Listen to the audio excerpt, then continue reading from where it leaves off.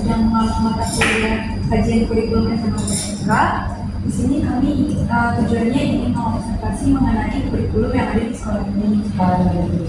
Iya, kami diizinkan kami untuk memperkenalkan diri terlebih dahulu. Nama saya Alia Beni, biasanya dipanggil Alia.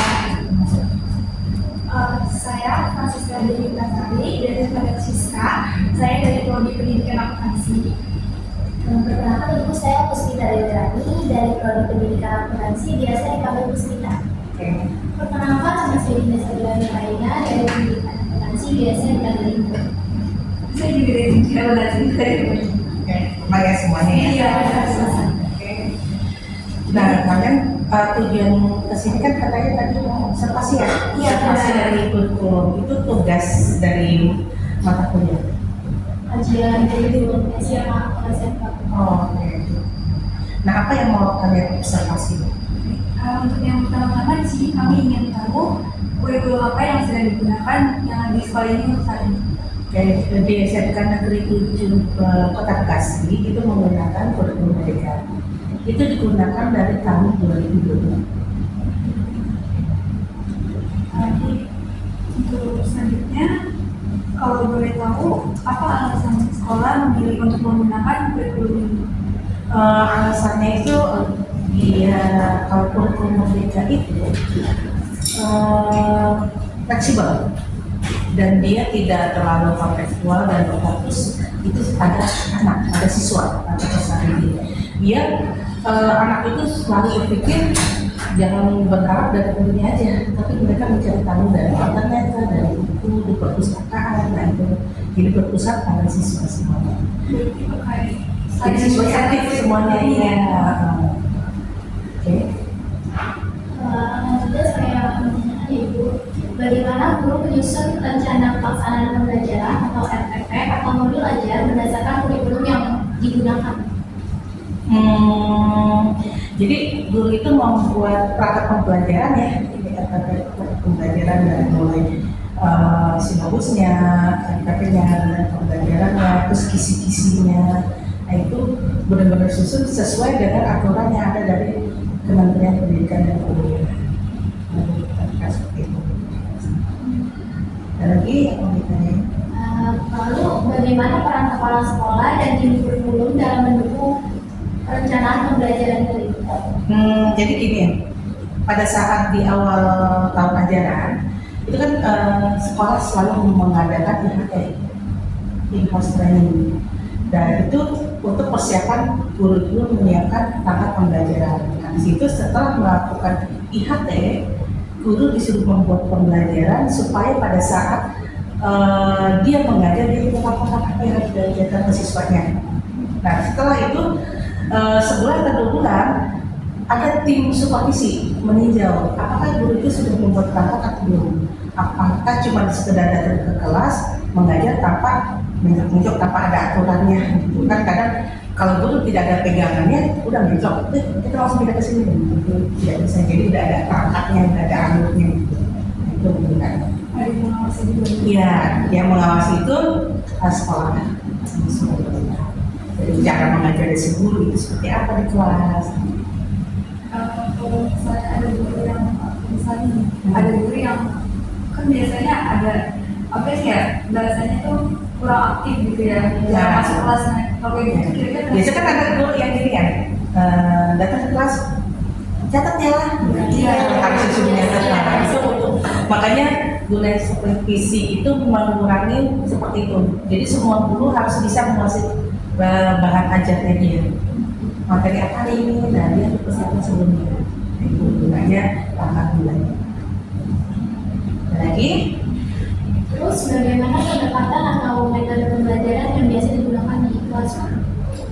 Karena kita sekolah kejuruan, jadi ada 2. Satu berbasis proyek, yang satu lagi itu kayak apa ya, pendekatan yang berbasis proyek sama masalah. Nah ada juga yang masalah aja, terus ada juga yang dua-duanya proyek sama masalah. Nah itu seperti itu. Tapi kalau untuk jurusan akuntansi sendiri, karena saya kebetulan ngajar akuntansi, itu lebih condong ke problem. base learning atau masalah ya. Nah itu kayak studi kasus, gimana cara menangani. Ini perusahaan ini misalnya terjadi kesalahan dalam pengalaman keuangannya, nah itu seperti. Tapi kalau untuk teknik itu lebih condong ke proyek. Jadi ujung akhir itu produk berikutnya. Seperti itu. Baik, tadi kan guru udah metode tadi secara Project sama problem. terus kalau gimana guru bisa mengintegrasikan nilai profil pelajar Pancasila dalam kegiatan menjaga kelas. Jadi kan ada profil pelajar Pancasila ya, itu dia tentang gotong royong, kemandirian. Nah itu ada 6 permasalahannya. Terus apa namanya, beriman dan bertakwa. Kalau untuk yang kejuruan lebih condong kepada kemandirian. Dia anak itu harus mandiri untuk mengerjakan suatu permasalahan di dalam pembelajaran dia. Terus ada juga gotong royong. Pada saat dia mau bikin suatu proyek atau suatu masalah pasti butuh kelompok tim. Gitu. Jadi terus mandiri, gotong royong, dan satu lagi berkenalan kritis. Kayak akuntansi kan harus nalar dari dokumen kan. Ini kenapa ini harus akun yang ini muncul kan? Oke, selanjutnya itu bagaimana guru menyesuaikan pembelajaran dengan kebutuhan dan kemampuan siswa yang pastinya di dalam kelas itu berbeda-beda. Gini, pada saat sebelum melakukan pembelajaran, guru itu biasanya dia melalui pendekatan diagnostik. Diagnostik itu ini kemampuan anak ini dasar di mana nih? Pasti kan berbeda-beda kan? Ya. Nah, dari hasil yang perbedaan kemampuan anak dalam cara menangkap pembelajaran, guru akan memetakan oh ini yang sini kan, yang pintar, yang mendengar, yang kurang. Dan nanti yang kurang ini akan diberi istilah pembelajaran tambahan supaya dia bisa menyamai teman-teman diagnostik awal. Terus selanjutnya, apakah sarana dan prasarana di sekolah SMA ini sudah mendukung pelaksanaan kurikulum merdeka? Insya Allah sih ya sejauh ini sudah ya, kayak ada lab komputer, sudah ada, terus untuk yang teknik lab praktek di teknik sudah ada lengkap. Terus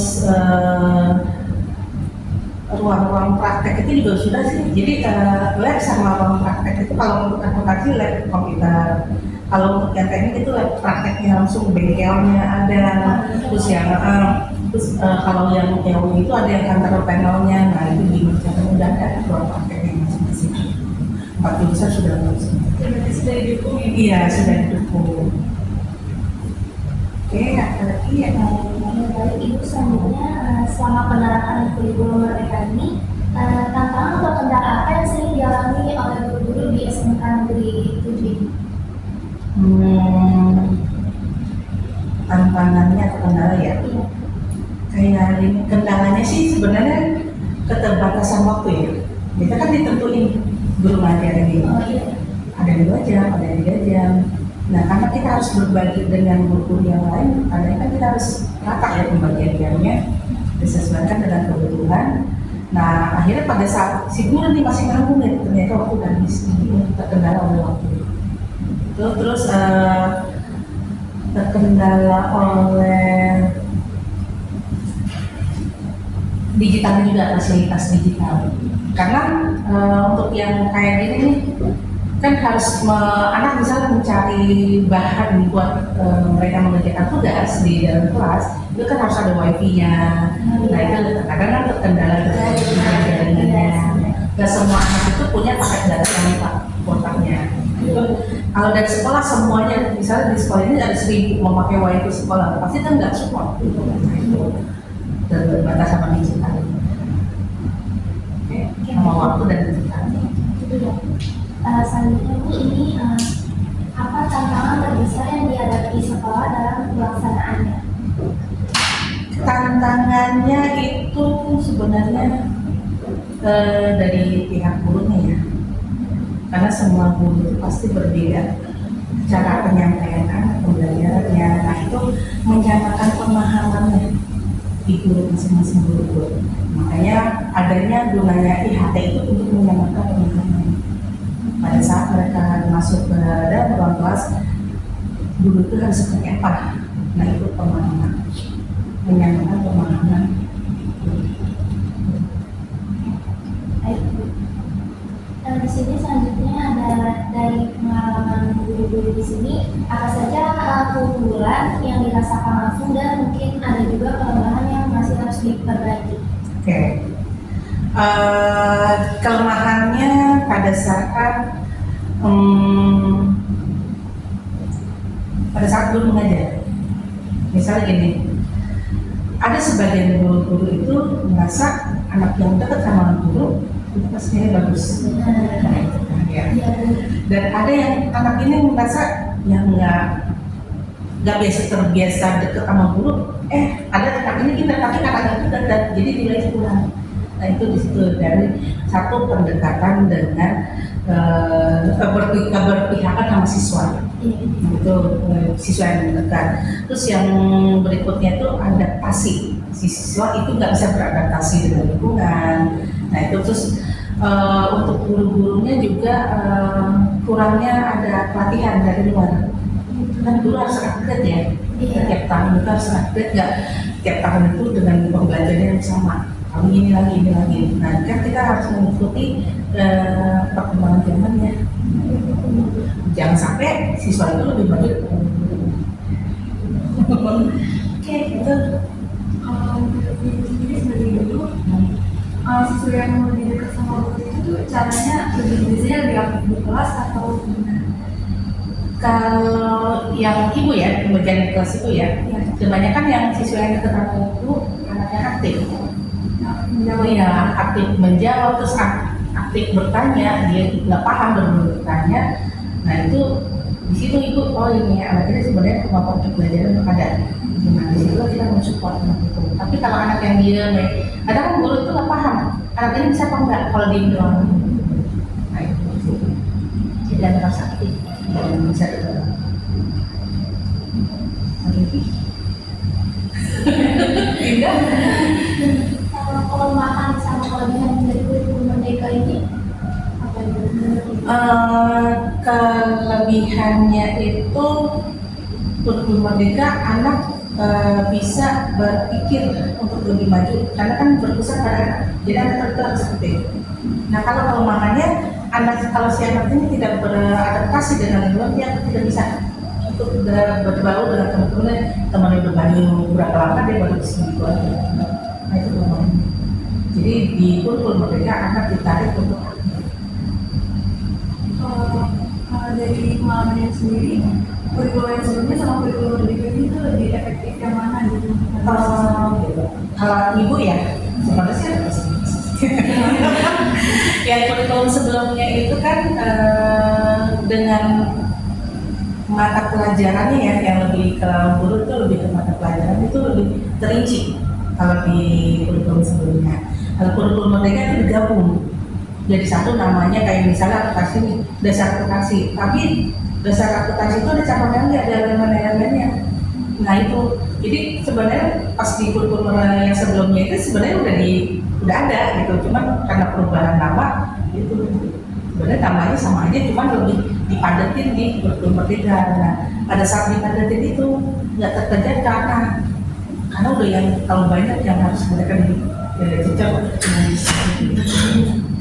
kayak anaknya disuruh aktif mencari tahu ya.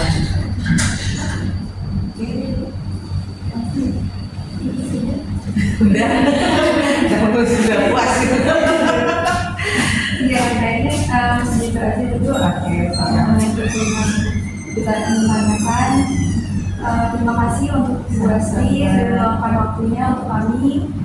Apabila ada kesalahan dalam berbicara maupun dalam sikap, mohon dimaafkan sebesar-besarnya. Sekian, terima kasih. Wassalamualaikum warahmatullahi wabarakatuh. Waalaikumsalam warahmatullahi wabarakatuh. Ibu juga minta maaf kalau misalnya ada kejadian dari ibu yang kurang lengkap, bisa nanti di